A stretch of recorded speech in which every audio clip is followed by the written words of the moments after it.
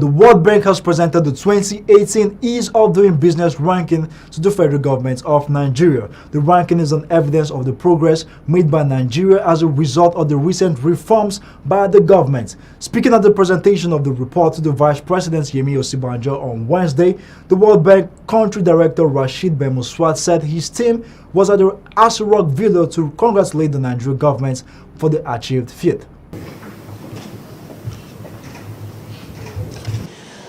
This is a tribute to this council, which has been regularly meeting and focusing on the issues that influence the doing business in Nigeria. And this council has done a great job under the leadership of His Excellency, the Vice President, Professor Yemi Osinbajo-san. We congratulate the government of Nigeria, and we know that this is an important signal from Nigeria's federal government's effort, but also an important signal from Nigeria's largest economy of Africa. We have discussed this with His Excellency and the PEBEC team, and we have informed them that there is a need to sustain the momentum because really the effort that has been done is really tribute to this leadership. All right, Market Pulse continues after this short break with yet another interesting discussion segment as we take a look at the World Bank Ease of Doing Business ranking. Do stay tuned.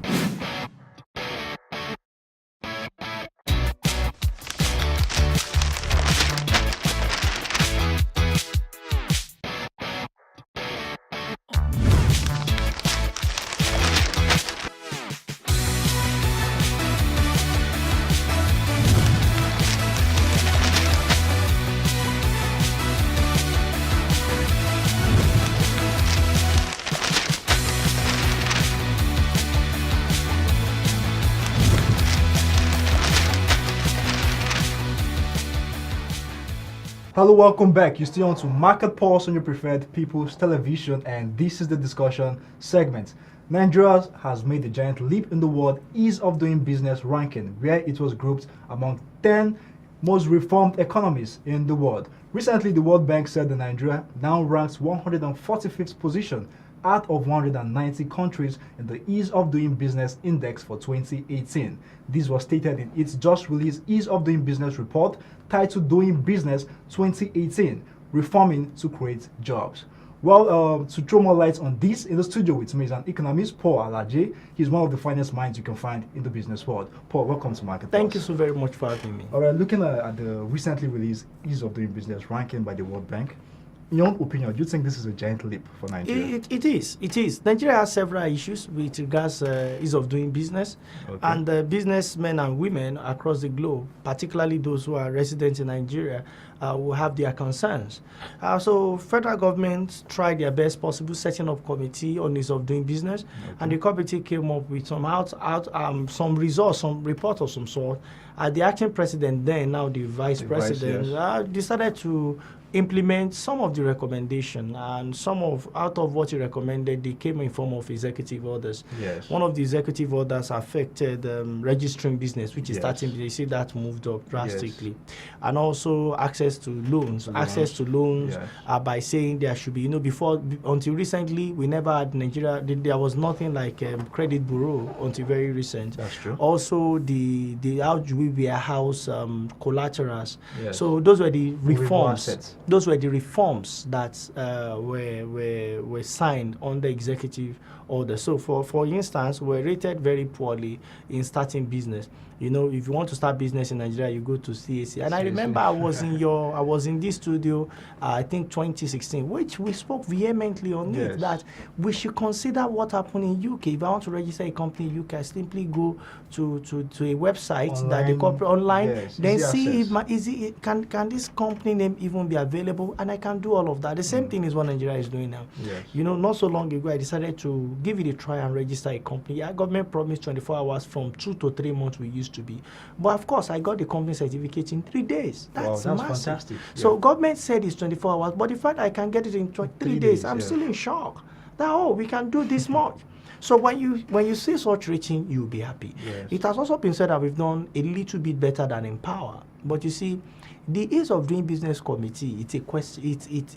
They have people they give questionnaires to. They are respondents. Okay. These respondents are not regular SMEs you see on the road. They are big businesses. So these people, they have easy access to credit. So when SMEs report, I said this is not true because I'm sorry, you are not part of the market that is captured for ease of doing business. Because if you look at it both ways, of course SME drive a lot of things in Nigeria. Yeah, that's true. But big businesses, they are also big players. You can't do without them. So and it's easier to talk to big businesses. They seem to have the structure, they seem to have the system that the global body requires for them to carry out these tests. They seem to have experience. They can also relate Nigeria with the rest of the world.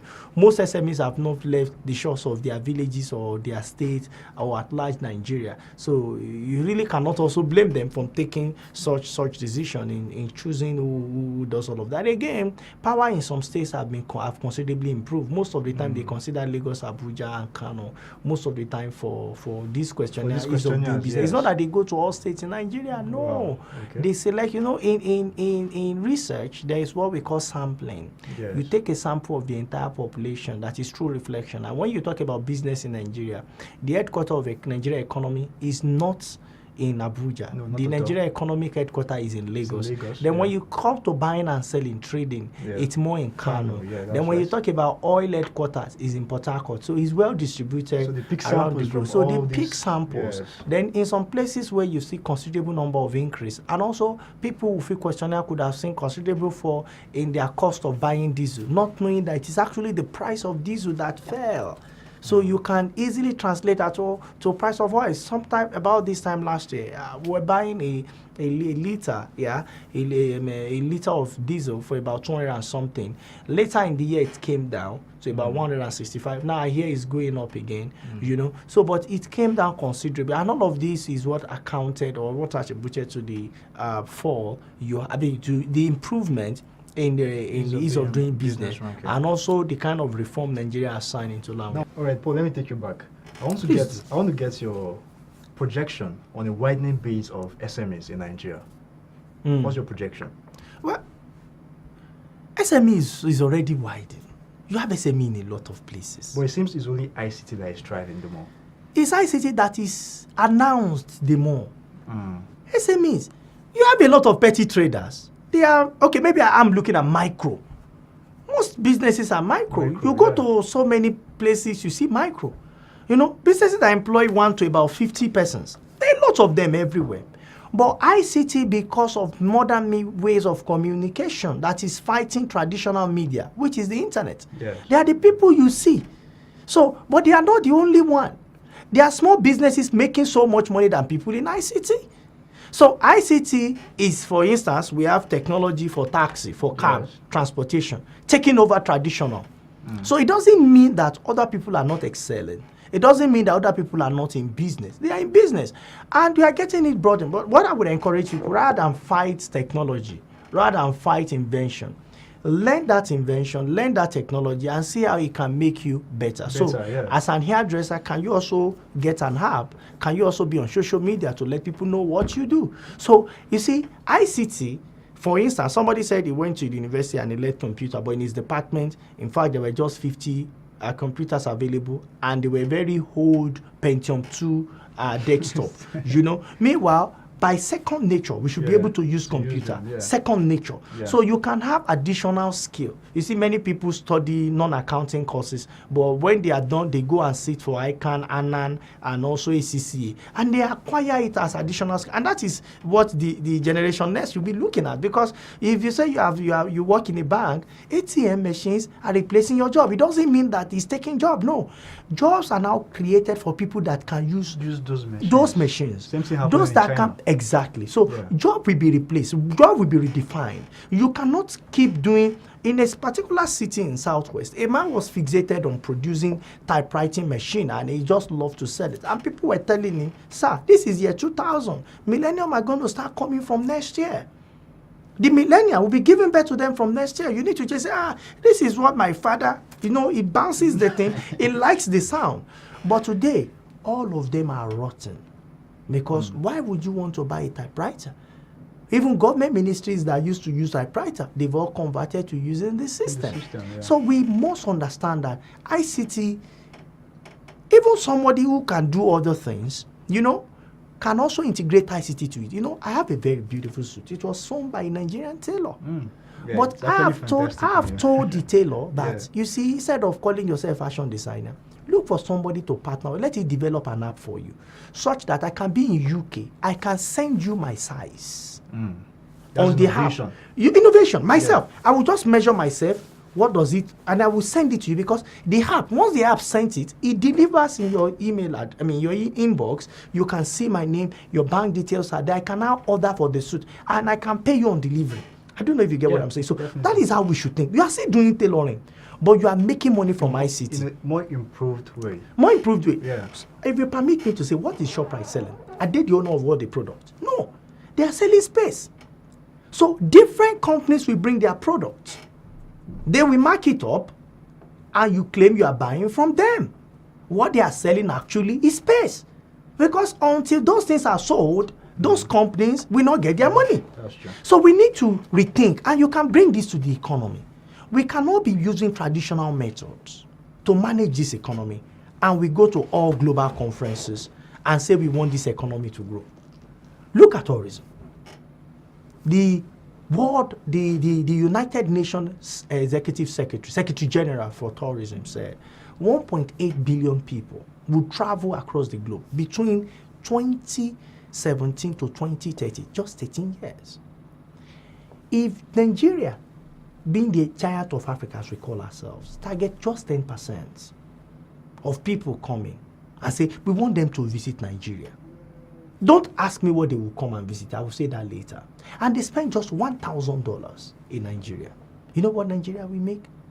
Nigeria will make they will make 180 billion US dollars. Our debt profile is just 64 billion US dollars. We will make $180 billion. That means that's our GDP, and we tax it at 20%. We're going to make so much.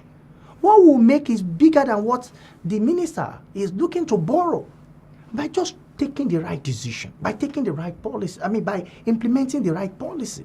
That's exactly what we should be looking at. And not opportunities. Yes, opportunities that are there, and they're there. You know what? Yeah. We have the numbers. And that is why we are Nigerians. Well, let's look at taxation. According to the Ease of Doing Business ranking, we moved up 11 points, and we have been ranked globally as 171st country in terms of taxation, tax reforms. Now, will you give it to this, let me use the word administration presently, because we have the voluntary asset income declaration scheme in place, and a lot of schemes in terms of making tax payments easy and online assets as well. Now, these days you have people, business owners, coming out to declare tax without the government going after them. Now, let me get your opinion on this. Exactly. You give it to the government, because you can go online. You make it very easy. I don't have to stress myself. Before now, you must go to a particular center. Yes. But I don't need to do that. I can go anywhere now.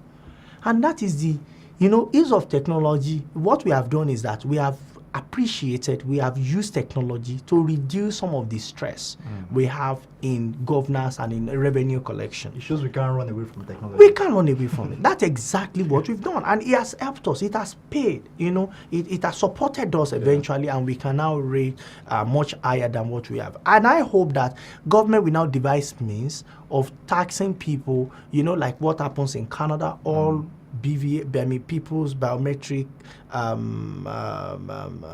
account, a verification number is linked, so we know all the accounts that you have as a person, and we can know what is the purpose for this for a income. Is it an income? Is it an expenditure? Is it a return?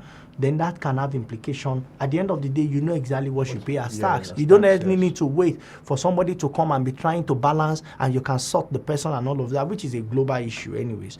But so with that, we know that with what we have now, we can conveniently say that certain proportion certain proportion of our activity in terms of taxation would improve. More income will come from taxes, simply because we've been able to appreciate the use of technology, the use of the internet, you know, to support us in more revenue generation. So what I said I hope government will do now is that we have a lot of people using the online booking app for taxes. How do we tax them? How do we collect money from them? It's a global issue. In Colombia a few weeks ago, people protested. Yellow cabs protested and said they pay insurance, they pay taxes. You know, government is after them because they know their bus stops. But you don't even know, maybe the person in front of you is a software cabman and can just call anybody, and you can see the way somebody almost got himself killed in Abuja International Airport, because a cab, and a internet-based cab, had come to pick people, you know. So he now went to a wrong person who came to pick his sister and say, "Are you one of them that does?" He said, "This is my sister." He said, "You don't." Before you know it, something almost. So we should know that we're in technology age. Are we now going to say all the number of downloads of such app in Nigeria, you will have to pay Nigerian government? So whether you use it or not becomes another issue. Do you get what I'm saying? So that we can capture more revenue. Because we are now living in a data age. We are no more exactly this like. So how can we make tax reform around our digitalization and increase government performance and government revenue? All right, Paul, finally, let me get your opinion on this. How best do you think the government, the federal government of Nigeria, can make Nigeria a more attractive and a more competitive business environment to attract global investors? Yeah, thank you so very much. Government needs to do what government is expected to do. Infrastructure. Some of us have said government have no business doing business. Provide power. We have not changed expectation from government. They are the same. Provide road. Build good schools. If you don't, then your country will still spend it. It will still reduce your gross domestic product or gross national product, because there will now be leakages. Importation of education will be 1.5 trillion. That money will leave your country. So you now become highest importer of education. Your people will become the highest beneficiary of health tourism in Africa. That's the report. So we need to do what we should do. People should have access to education that is either free or relatively cheap. People should have access to information and technology. So we should have data that is almost cheap. Look at this. There are chances that most Nigerians will put off their data. Yes. Meanwhile, in India, it is extremely cheap to browse. So somebody can just be on his phone and on YouTube, just be looking at what is happening over it. So government should provide sustainable environment. It is government's job. That is why they are in government. Provide road. So, and that will reflect when we start seeing the capital part of the budget becoming bigger than the recurrent expenditure. And government have several strategies at their disposal. Maybe they've not recognized it, to ensure that they reduce number of people and have more people going that line. All right, Paul, many thanks for having you on this episode of Market Pulse. Thank you so very much. All right, I've been speaking with Paul Alaje. He's an economist, and as you know, I always bring to you the finest minds you can find in the business world. So far, so good. We've been talking on the ease of doing business in Nigeria. Recently, the World Bank ranks Nigeria 145th nation out of 190 countries in the world globally. Well, the world is waiting, actually looking up to Nigeria to clean up its act in terms of business reform, so as to attract foreign investors as well into the economy. And we're all watching Nigeria to be one of the best top-notch countries in Africa when it comes to doing business and also the ease of doing business. Well, Paul Alaje, thanks for having you once again. Thank you so very much for having having me. Market Pulse. Thank you so very much. All right, with this, we come to the end of this episode, the wrap of this episode of Market Pulse. I remain your host, Gabriel Nisi.